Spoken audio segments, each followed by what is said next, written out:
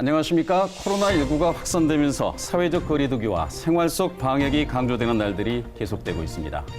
세계적인 감염병 사태 속에 한국은 방역의 선진국으로 K방역이라는 세계적인 찬사를 얻을 정도로 코로나 사태를 통제하면서 극복해 나가고 있다는 평가를 받고 있습니다.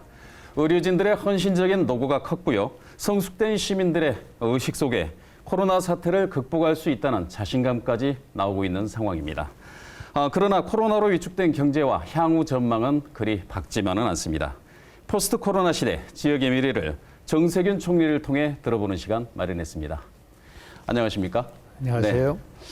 코로나19 시작과 함께 총리에 취임하셔서 이제 7개월째를 맡고 있습니다. 예. 네. 정치인이실 때 별명이 미스터 스마일 이렇게 불리셨는데요. 이제는 코로나 국민 총리로 불리고 있습니다. 어느 쪽이 더 마음에 드십니까? 글쎄요, 뭐 스마일이 원래 더 좋은데 네.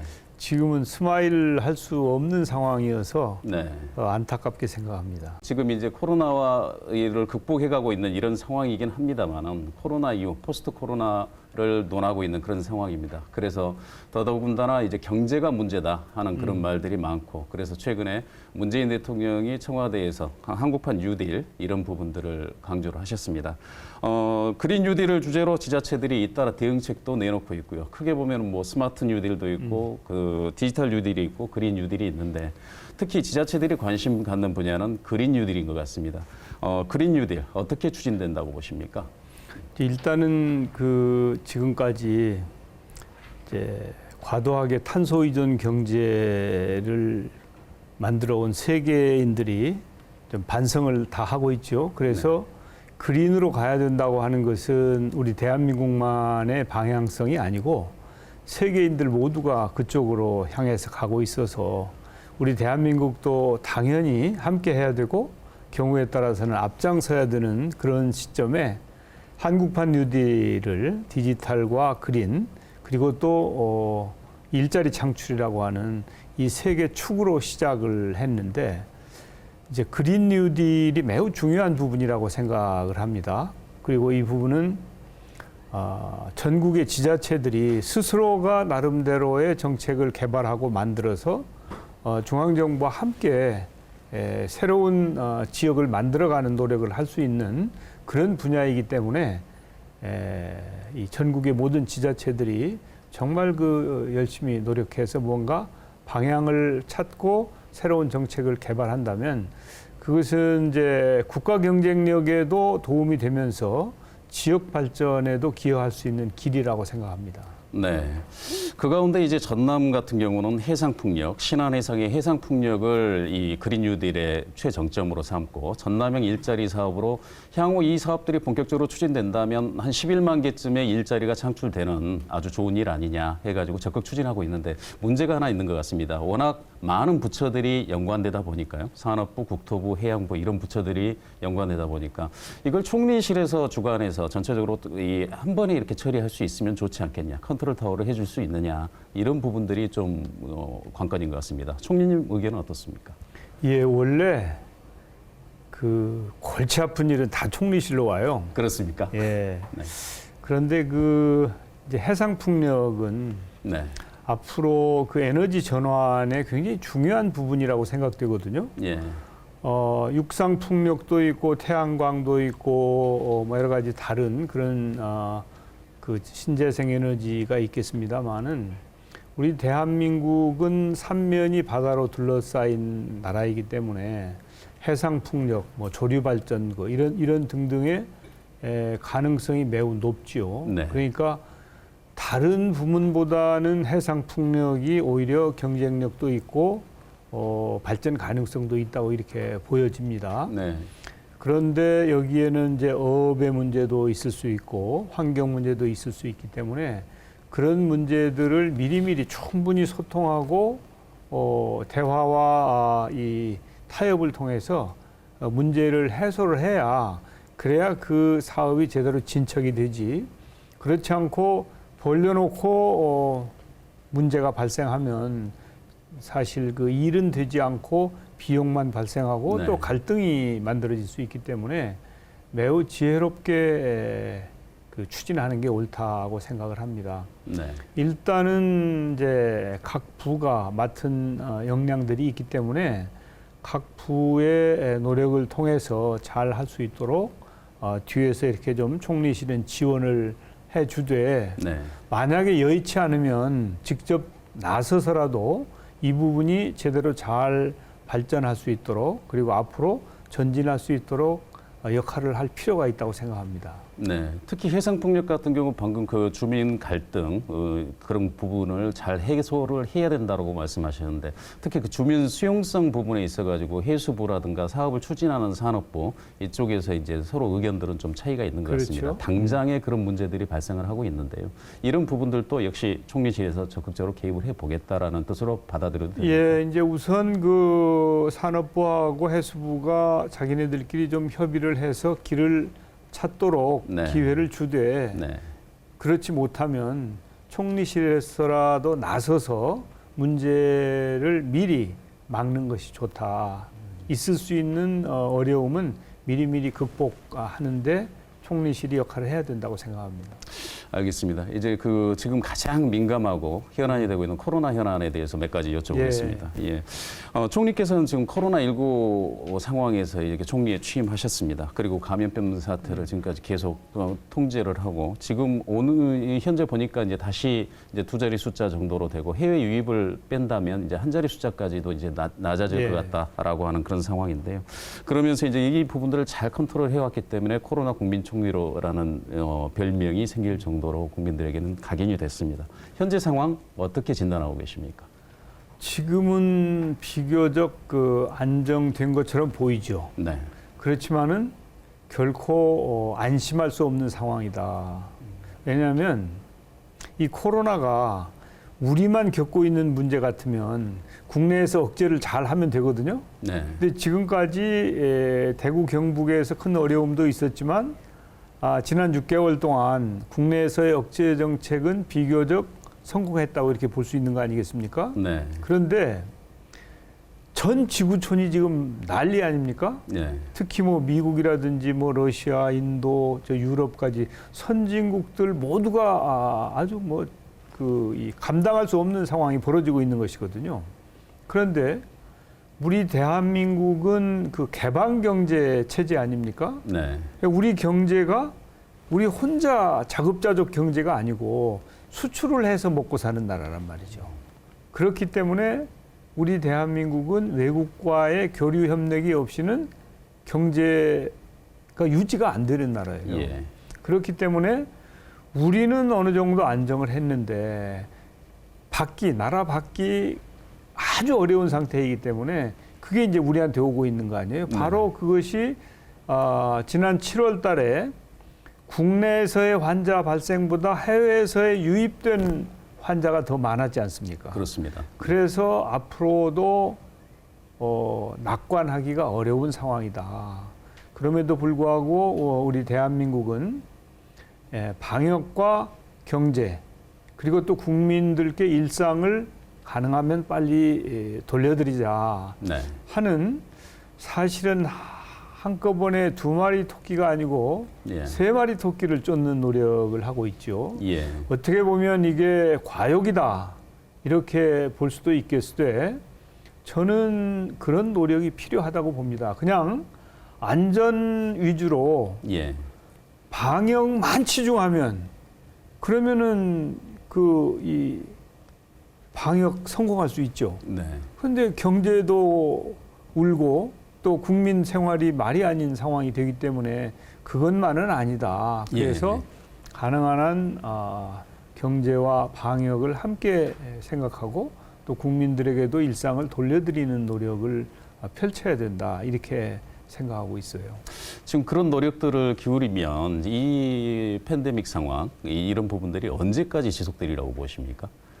그것은 공자님도 모르겠는데요. 예, 그렇습니까? 예, 아무도 모르죠. 그만큼 엄중하다. 예, 이제 아주 성능이 좋은 치료제가 나오든지 네. 백신이 나와야 예. 그래야 이 코로나19가 종식된다. 이렇게 보고 있는 게 뭐 세계적인 전문가들이나 모든 사람들이 다 그렇게 생각합니다. 네. 그런데 지금 각국이 치료제와 백신을 개발하기 위해서 치열한 경쟁을 하고 있죠. 네. 우리 대한민국도 그 경쟁 대열에 합류해 있는 상태입니다. 예. 근데 이게 백신이나 치료제라는 게 금방 개발되는 게 아니에요. 또 백신 같은 것은 건강한 사람들한테 맞추는 거 아닙니까? 네. 그래서 부작용, 네. 안전성이 가장 중요한 거예요. 1상, 2상, 3상까지 가서도 예. 실패하는 경우가 많더라고요. 그렇습니다. 네. 3상에 성공했는데 네. 막상 백신을 주입을 해보니까 100만 명 중에 몇 명이 문제가 생겼다. 그러면 예. 그것도 중단해야 되는 거예요. 그렇습니다. 예, 그래서 치료제는 조금 쉽게 보는데 치료제는 아마도 연말 연시 정도는 나올 수 있다고 보는데 네. 백신은 내년 이때쯤이면 나오지 않겠냐. 이것은 이제 그 기대 섞인 우리들의 예측이죠. 네. 그런데 그건 전혀 보장할 수 없는 것이죠. 예. 그렇기 때문에 현재로서는 어려움이 있을 수 있다고 보고 대비를 해야 되는데 네. 특히 그 감염병 전문가들은 이제 지금 1차 대유행이 지금 진행되고 있는 거 아닙니까? 예. 그런데 금년 겨울이나 또 언젠가는 2차 대유행이 올 수 있다. 네.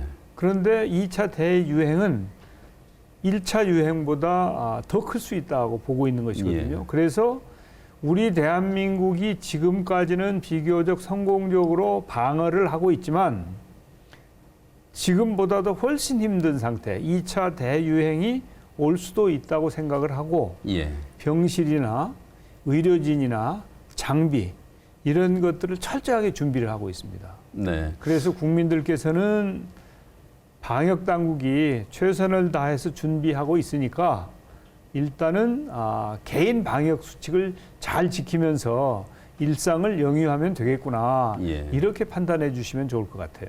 그걸 정부 차원의 대책이고 이제 총리님이 약속하는 이런 부분들이라고 볼 수도 있겠군요. 그렇습니다. 예. 예.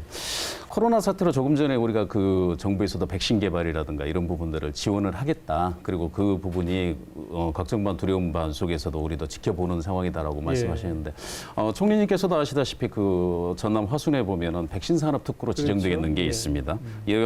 전남에서는 이 부분들이 기왕에 만들어져 있으니 조금 더 투자를 해서 정부 차원의 첨단 의료 복합단지로 백신 개발의 메카로 한번 활용해 보는 게 어떠냐 하는 의견이 있습니다. 총리님 의견은 어떻습니까? 예, 사실은 그 처음에 화순에 그 백신 기업이 들어올 때 네. 제가 그때 그 산업자원부 장관이었어요. 네, 그렇습니까? 예, 그래서 제가 네. 지원을 했죠. 아, 예. 그런데 그때는 과연 그 우리가 성공하겠느냐. 네. 그때는 거의 백신 불모지였거든요. 우리 예. 대한민국이. 우리 바이오 기업들의 실력이 그냥 그렇게 수준이 높지 않은 시점이었어요. 네. 그렇지만 언제까지 우리가 백신을 계속 외국에서만 조달할 거냐. 우리 스스로 역량을 키워야 될 거 아니냐. 그래서 이제 화순에 백신 연구소가 만들어졌는데 지금은 아주 효자 노릇을 톡톡히 하고 있잖아요. 그렇습니다. 예. 네. 그런데 이제 전체적으로 우리 대한민국의 바이오 헬스 관련 실력이 네. 생각보다 상당히 앞서 있어요. 아, 그렇습니까? 예. 그리고 기업들도 많고 네. 뭐 대기업도 있지만 주로 중견 중소기업들이 굉장히 많죠. 네. 그래서 우리 화순이 우리가 보기에는 이제 큰 역할을 하고 있고 아주 중요한 거점이긴 합니다만은 네. 이제 그렇게 이 특구로 지정되려면 예. 지금보다는 조금 더 역량이 커져야 돼요. 코로나19가 확산되면서 공공의료에 대한 그 국민적인 관심이 높아지면서 예. 공공의료기관이라든가 이런 부분들이 왜 필요하고 그 공공의료가 비록 적자투성이고 세금을 먹는 하마라고는 하지만 왜 필요했다라고 하는 부분에 대해서 이 인식이 공감대가 형성되고 있는 것 같습니다. 그런 차원에서 최근에 이제 공공의료의 중요성이 부각되면서 의사 정원을 늘리겠다라고 하는 민주당과 이 정부 차원의 그 합의문이라고 해야 될까요? 이런 부분들이 발표가 되면서 2022년부터 10년간 4,000명의 증원이 확정이 됐다 이렇게 되어 있는데요. 전남은 전국에서 유일하게 의과대학이라든가 대학병원이 없는 지역입니다. 그러다 보니까 당장의 이 정원 증가의 혜택을 받아들일 수 없는 그런 상황이 돼 있는데요. 그래서 전남 지역민들은 전남의 의대 신설 계획과 동시에 이 부분이 좀 나와야 되지 않겠느냐 하는 그런 입장입니다. 총리께서는 어떻게 보십니까? 아니 근데 왜 전남에 의대가 없습니까? 의대가 대한민국에 없죠. 예. 모든 광역 단체에 의대가 다 있는데 네. 왜 전남만 없죠? 그러게 저는 그게 말입니다. 이해가 안 되더라고요. 네. 물론 뭐 광주에 의대들이 있죠. 그렇지만은 광주, 전남이 한 몸이면서도 또 별개 아닙니까? 네. 그래서 저는 이번 기회에 전남의 의대는 꼭 그 유치가 돼야 된다고 생각을 합니다. 그리고 네. 당연히 이제 그 유치 노력은 성공해야 된다고 하는 게 이제 저의 시각이에요. 예. 그래서 전남에 책임 있는 분들이 노력을 하고 또 그런 내용들이 중앙정부에 전달이 되면 잘 되지 않겠냐. 그리고 꼭 돼야 된다. 저는 그렇게 봅니다. 네, 알겠습니다. 화제를 좀 바꿔서요. 요즘 집값이 화두입니다. 없는 분들에게는 좌절의 표현이고 있는 분들에게는 또 종부세라든가 세금 폭탄으로 좌우되는 이런 상황들이 좀 이 민감한 주제인데요. 집값 안정 차원에서 그린벨트를 해제하자는 주장에 대해서 가장 먼저 총리께서는 반대 의견을 내셨고 예. 그 이후에 그린벨트를 지키는 이런 상황들로 돼 있고 주택은 투자의 대상이 돼서는 안 된다. 이렇게까지도 강하게 이렇게 주장을 하셨는데요. 총리께서 생각하시는 집값 안정화 방안 어떤 것입니까? 예. 아무튼 문재인 정부는 주택이 더 이상 투기꾼들의 먹잇감이 되도록 두지 않겠다 하는 확고한 신념을 가지고 있어요. 네. 근데 지금은 이제 실수요의 가수요에다가 투기 수요까지 합친 이 수요의 총량이 네. 공급되고 있는 시장에 나와 있는 거나 새로 그 공급되는 주택 총량보다 압도적으로 커요. 네. 그러니까 수요와 공급이 원래 균형이 맞아야 그게 최적인데 네. 이게 압도적인 불균형이 생길 때는 가격이 올라가는 게 그게 시장의 원리 아닙니까? 그래서 우리 정부는 어떻게든지 수요를 좀 억제해야 되겠다. 실수요는 잘 존중을 하되 투기 수요나 가하 수요는 철저하게 억제하겠다는 게 방침이고요. 네. 그러면 수요가 좀 억제가 되어서 내려와도 아직도 공급이 균형을 이루지 못할 경우를 대비해서 공급을 좀 획기적으로 늘리겠다. 그런데 그 공급을 늘리는 것이 무슨 투기꾼들이 참여할 수 있도록 그냥 열어두는 게 아니고 예. 청년이라든지 신혼부부라든지 무주택자라든지 뭐 이런 그 꼭 필요한 실수요자들한테 주택이 돌아갈 수 있도록 네.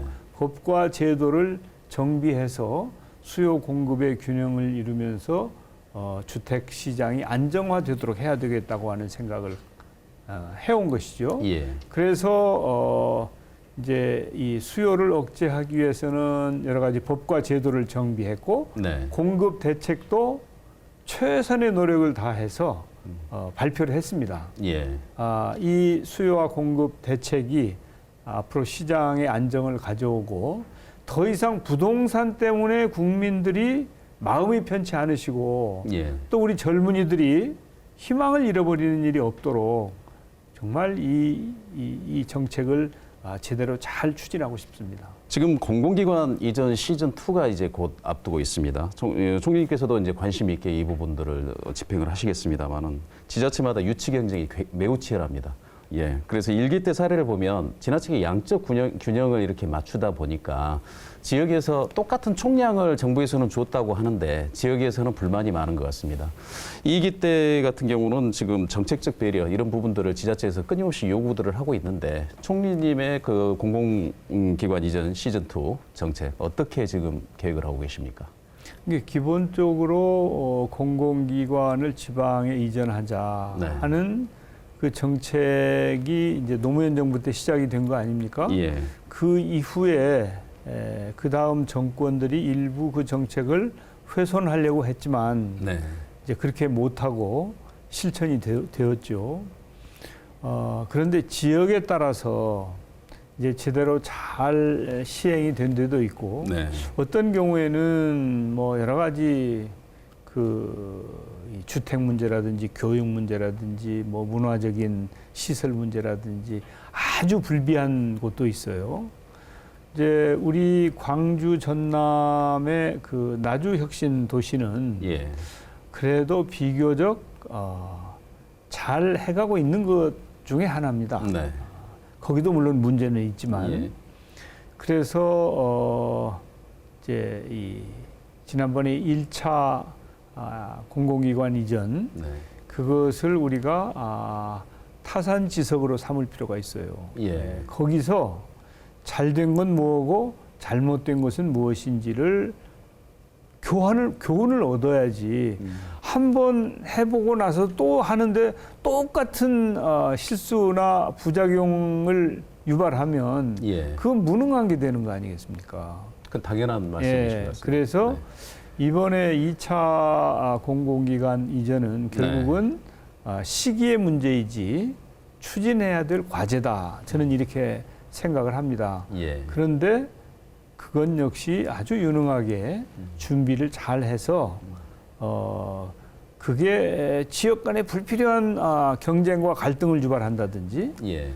또 이 이전 대상 공공기관의 노사 분규가 뭐 생긴다든지 네.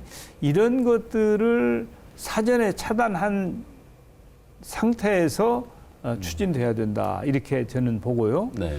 현재는 이제 국가균형발전위원회 차원에서 준비를 하고 있는데 네.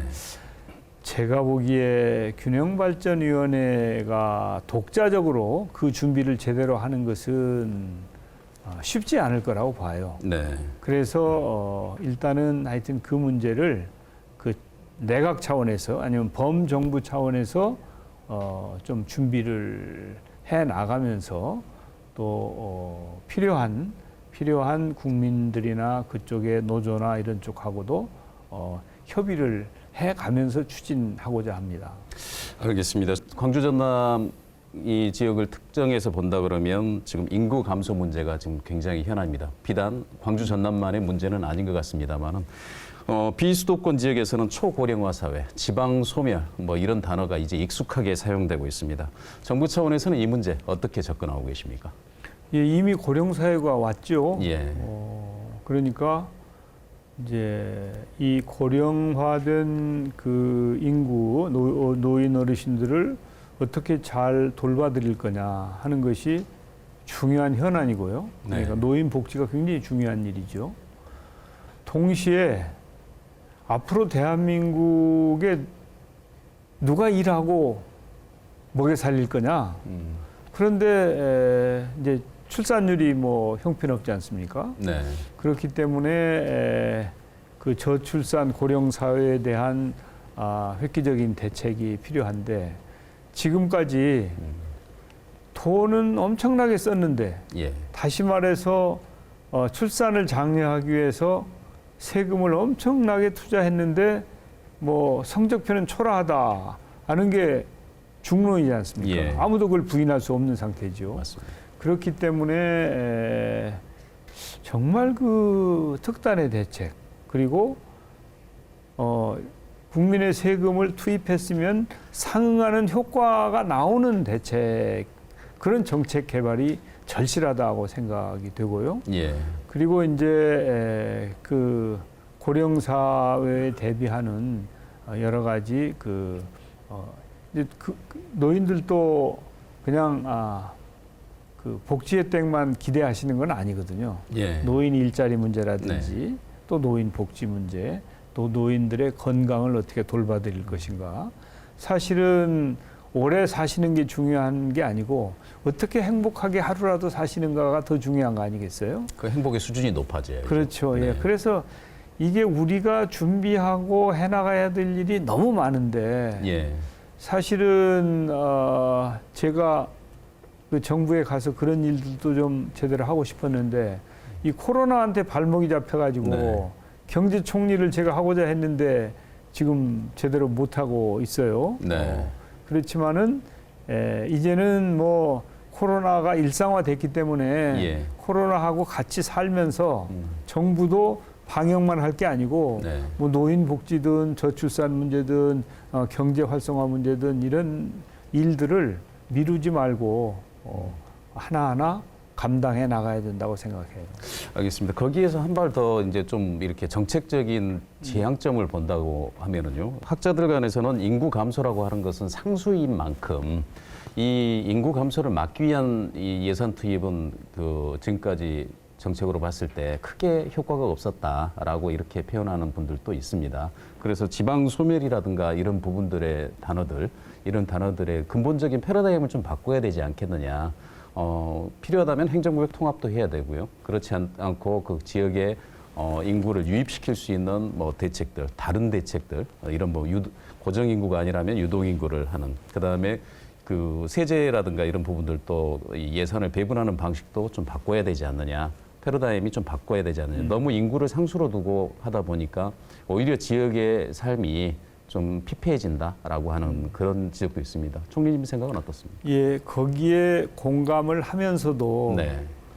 우리가 출산율이 원체 심각하기 때문에 예. 출산 장려 정책은 저는 지속해야 된다고 생각해요. 네. 그렇지만 거기에만 매달릴 수 없기 때문에 인구가 일정 부분 이제 줄어들 수도 있다고 하는 생각을 가지고 거기에 이제 그런 상황에서 어떻게 우리 대한민국의 경제를 유지하고 발전시키고 또 앞으로 4차 산업혁명 시대에 우리 대한민국이 선도 경제를 만들어 갈 것인가 네.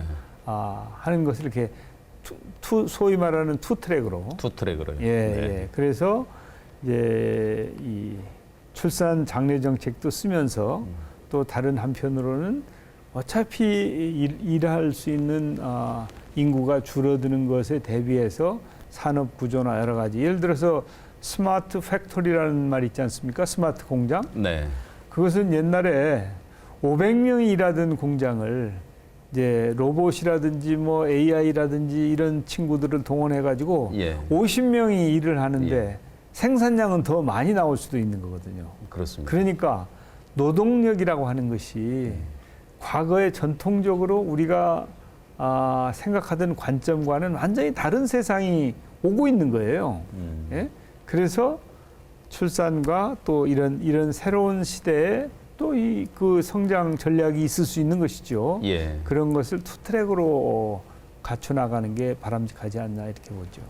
알겠습니다. 마찬가지로 대학이 우리가 관심을 갖는 이유는 이 대학을 졸업하면 요즘은 이제 90% 정도의 대학 진학률을 가지고 있고 그 대학생들이 그대로 또 일자리를 찾아야 될 텐데 일자리를 찾지 못하는 대학생들이 좀 너무 많기 때문에 하는 건데요. 특히 청년층 일자리를 좀 마련하는 게 중요한데 지역에 있는 그 빗가람 혁신도시 등 지방으로 이전한 공기업들이 지역 할당제 이 부분을 좀 더 늘려서 좀 지역의 대학생들에게 양질의 일자리를 제공하는 게 좀 필요하지 않느냐 이런 의견이 있습니다. 총리님 어떤 대책을? 예, 원래 저는 지역 할당제에 찬성을 하는 입장인데요. 네.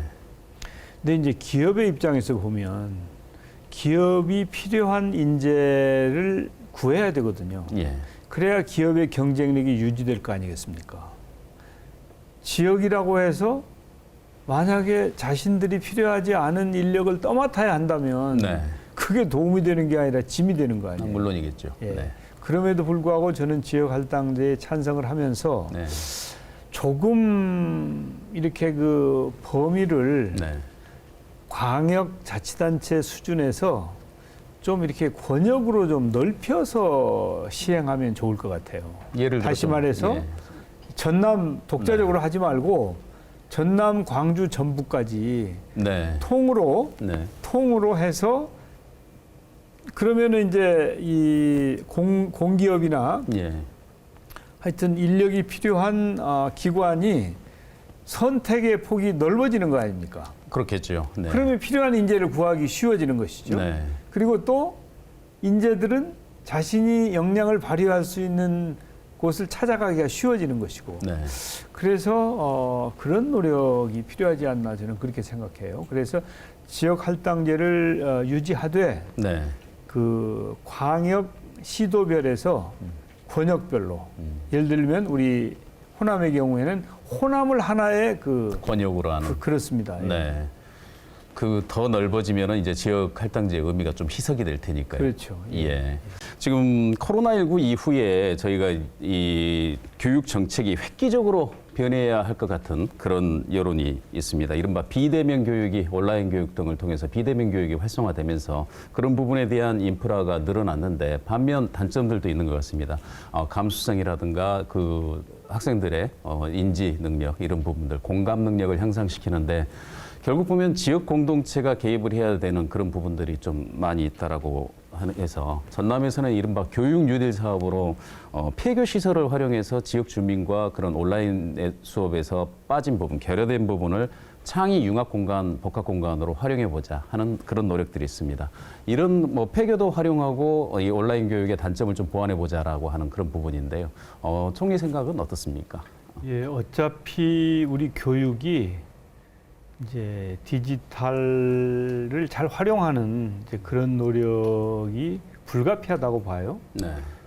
소위 말하는 그 디지털 전환이 전 분야에 걸쳐서 이루어질 터인데 특히 교육도 이제는 비대면과 등교를 잘 융합해서 혼합해서 할 수밖에 없는 상황이죠. 네.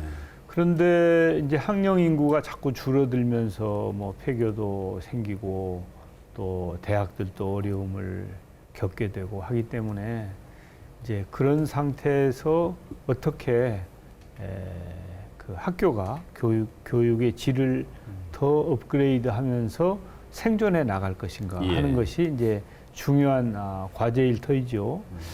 그러니까 가능하면 하여튼 그 폐교 같은 것도 그냥 이렇게 방치할 게 아니고 이제 지역 사회와 이 학교가 잘 함께 활용하는 그런 지혜가 필요할 터인데 아직까지는 뭐 제대로 잘 준비되어 있거나 활용이 돼 있지는 못한 것 같아요. 예. 그래서 하여튼 창조적인 아이디어를 내서 이제 그런 폐교를 비롯한 그 시설들을 잘 활용하는 그런 지혜가 필요하죠. 예.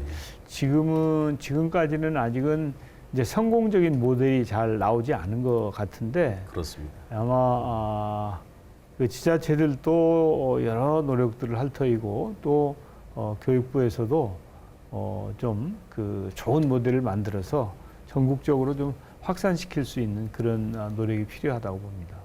알겠습니다. 그런 노력도 결국은 이제 그 지방자치단체하고는 또 달리 이제 교육당국 같은 경우는 전남교육청이라든가 이런 교육당국은 재정력이 약하다 보니까 특히 전남 같은 경우는 이제 섬이라든가 오지가 많기 때문에 이런 부분들에서 그 재정을 좀 안정적으로 운영하기 위해서 지방 교육 재정을 좀 교부금 배정 방식을 좀 바꿔달라 이런 요구들을 좀 합니다. 예. 총님 생각은 어떻습니까? 지금까지는 이제 학교 수나 학생 수, 네. 또 행정구역 이런 것만 반영을 해서 배정을 했는데, 예.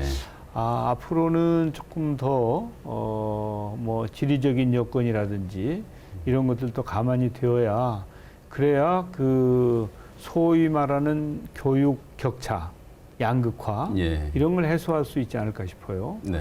대한민국의 모든 어린이들은 똑같은 질의 교육을 받을 권리가 있거든요. 그렇습니다. 그런데 섬에서 태어난 아이들은 질 낮은 교육을 받고 도시에서 태어난 아이들은 질 높은 교육을 받는다면 네.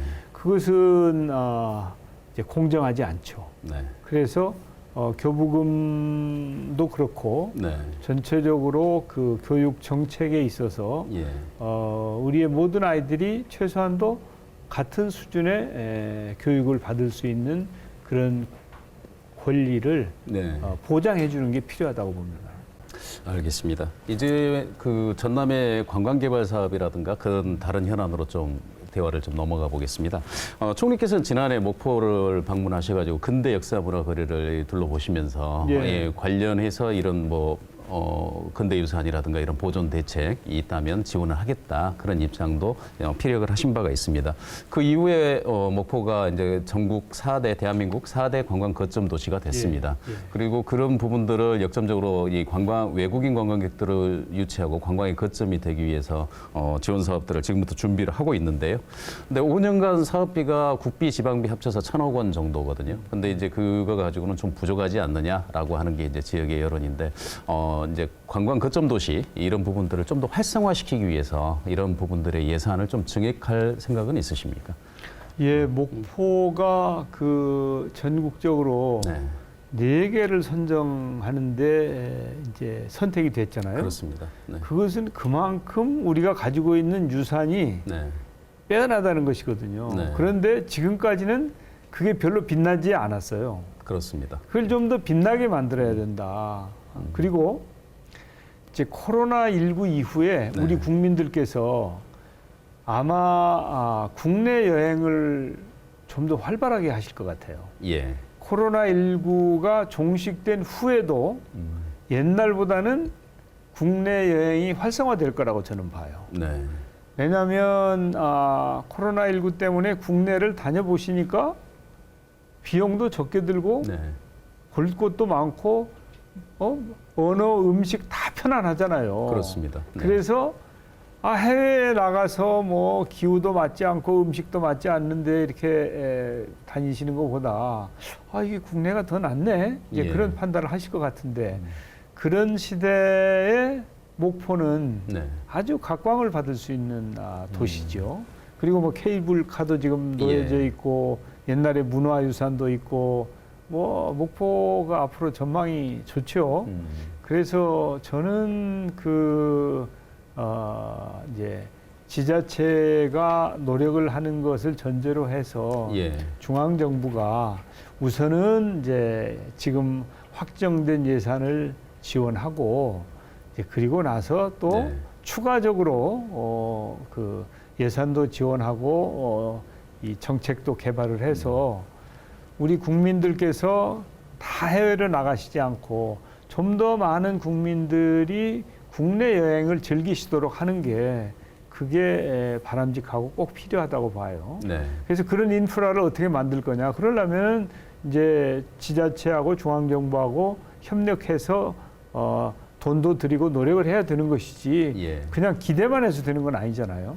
우선 그것도 이제 지자체가 일단 그 예산을 활용을 해보고 예. 또 그 성과를 보고 또 한 번 더 지원할 수 있는 그런 그렇습니다. 부분들이 예. 생겨나지 않겠느냐라는 말씀입니다.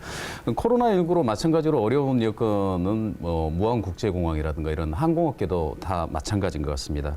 특히 무안국제공항은 이제 이 코로나19가 직접적인 영향을 준 이 문제가 발생을 하는 그런 공항이 됐는데요.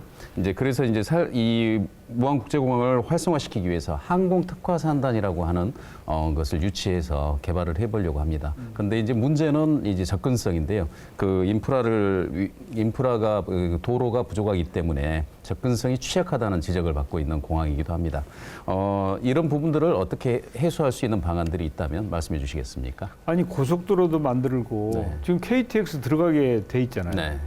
그 KTX가 그 공항으로 가도록 한 것은 그건 정말 대단한 일이에요. 네. 예, 그게 아마 무안공항의 활성화에 엄청나게 기여할 거라고 봐요. 그리고 그것 때문에 예산이 추가로 뭐 조 단위로 들어가지 않습니까? 네. 그래서 저는 이제 그런 노력이 있었기 때문에 만약에 인근에 산단 같은 것을 개발해 가지고 관광만이 아니고 또 이렇게 그 산업적으로도 이게 활용이 된다면 네. 그러면은 이제 전체적으로 지역 경제 활성화에 크게 기여할 터이죠. 예. 이제는 이제 물류가 육로, 예. 해로, 근데 이제 이게 지금은 이제 공로, 지금 코로나 때문에 비행기들이 제대로 못 뜨는데 네.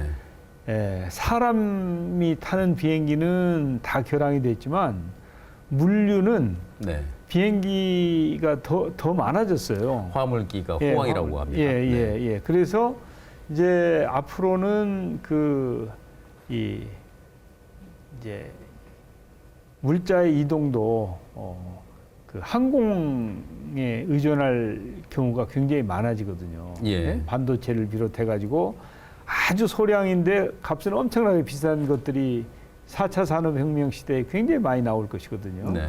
그런 때를 대비한다면 지금까지는 무한공항 이거 뭐 우리가 크게 기대했는데 별로 도움이 안 됐잖아. 네. 이렇게 판단하고 평가하실 수도 있는데 앞으로는 저는 달라질 거라고 봅니다. 물론 우리가 어떻게 하느냐에 달려 있죠. 네. 그래서 우리 광주 전남 시도민들이 무한공항을 잘 활용해서 우리 경쟁력을 높여보자라고 하는 열망이 있고 네. 그것을 그 열망을 현실화시키기 위해서 지혜를 모은다면 네. 틀림없이 우리에게 큰 기회를 만들어 줄 것이다 이렇게 저는 확신합니다. 알겠습니다. 그 작년에 굉장히 큰 사건이 하나가 생긴 게 신안섬에 신안군 앞태도와 암태도 사이에 천사대교라고 하는 국내에서 네 그렇죠. 번째로 긴 다리가 생기면서 섬 관광이 본격화되고 있습니다. 코로나19 속에서 가장 각광받는 이 관광지 중에 하나가 또 섬이 되고 있는데요. 연륙연도 사업의 효과가 이렇게 극대화되고 이렇게 나타나고는 있습니다만은 섬의 접근성을 개선하고 정주 여건을 높이는 사업들 이런 부분들이 아직은 좀 부족하지 않느냐 하는 그런 지적이 있습니다. 어떻게 추진돼야 된다고 보십니까? 예, 근데 그 섬이 천사 그건 맞긴 맞습니까? 제가 보기에는 좀 약간 뻥튀기를 한 것 같은데. 그보다 많다라는 설이 정설입니다만. 예, 이제 농담이었고요. 네. 그 다도해, 네. 그리고 우리가 가지고 있는 뭐 3,300개의 섬, 네. 이게 대단한 자원이라는 거 아닙니까? 네. 제가 보기에도 그런 것 같아요. 네. 그런데 아직까지는 우리가 이걸 제대로 활용하지 못하고 있을 뿐이죠. 그래서 마침 네. 오늘이 섬의 날 아닙니까? 그렇습니다. 예. 이 섬을 잘 활용하면 우리 전라남도의 큰 보물이 될 것 같아요. 예. 그래서 앞으로 이제 보존할 것은 보존하고 또 이 섬이라고 하는 천혜의 자연 그 자원을 예. 국민들이 그리고 또 이 외국인들까지도 향유할 수 있도록 우리가 좀 마음을 열면 안 되나 그런 네. 생각이에요. 근데 뭐 보존만 해버리면 그러면은 접근이 안 되잖아요. 그러면은 실제로 이 보물이 그냥 흙 속에 묻혀 있는 거나 다름없단 말이죠. 네. 그래서 이걸 좀 반짝반짝 빛나게 할 방법은 없겠냐. 그것은 난개발을 하지 않고 네.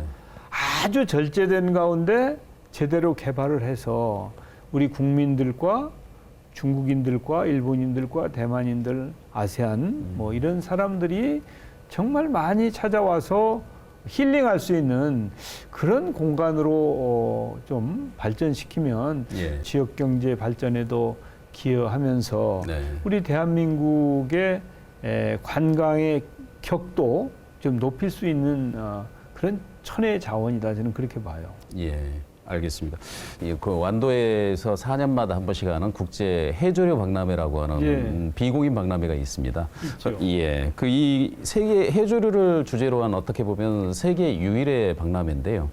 지속 가능성을 담보하기 위해서 이제 정부에서 좀 지원을 받았으면 하는 그런 의견들이 지역에서 많습니다. 어떤 예. 방식이 있을까요? 그 제가 1회 때 네. 참석을 했습니다. 아, 그래가지고 그러셨습니까? 축사를 했습니다. 네. 그리고 그 박람회를 할 수 있도록 예산도 좀 지원을 했었죠. 네. 예, 그런데 이제 그 남이 하는 거 따라서 하면 그런 별로 이 재미가 없거든요. 네. 그런데 완도가 아주 독창적으로 그런 박람회를 여는 것이 아주 신기하기도 하고 네. 저는 참 잘했다 싶어가지고 직접 제가 거길 갔었거든요. 앞으로도 저는 이걸 좀 특화해가지고 네.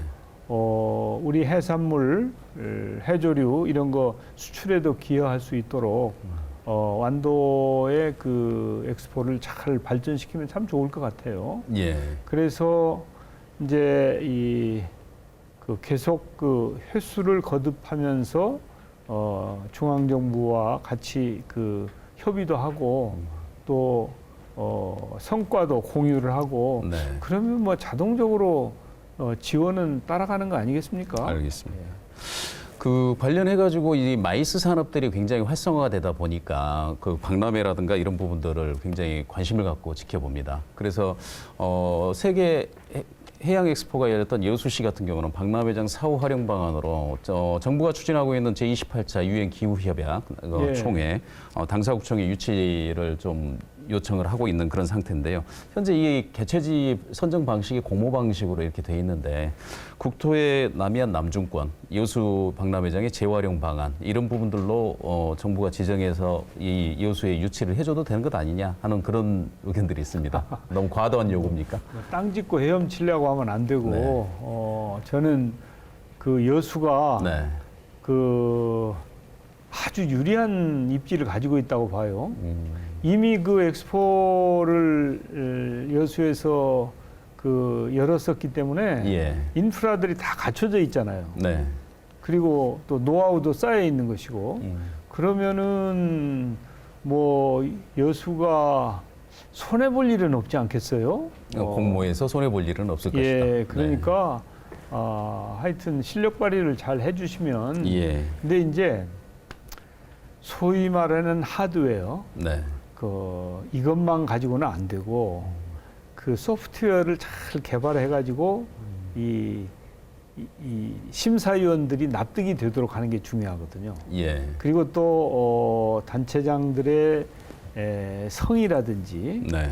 뭐 또 이 시민들의 열의 이런 것들도 함께 이렇게 아마 평가될 거예요. 지금 그래서 좀 그런 열기가 잘 나오면 그러면은 아마 상당히 강한 후보 중에 하나가 되지 않을까 싶은데요. 매우 강한 후보 중에 예, 하나가 될 예, 것이다. 예. 네, 알겠습니다. 2019년에 제1회 섬의 날 기념식이 열렸습니다. 그 섬을 주제로 한 세계 최초의 기념일이라고 해가지고요. 지금 이 굉장히 국가적인 관심도 높았었는데요.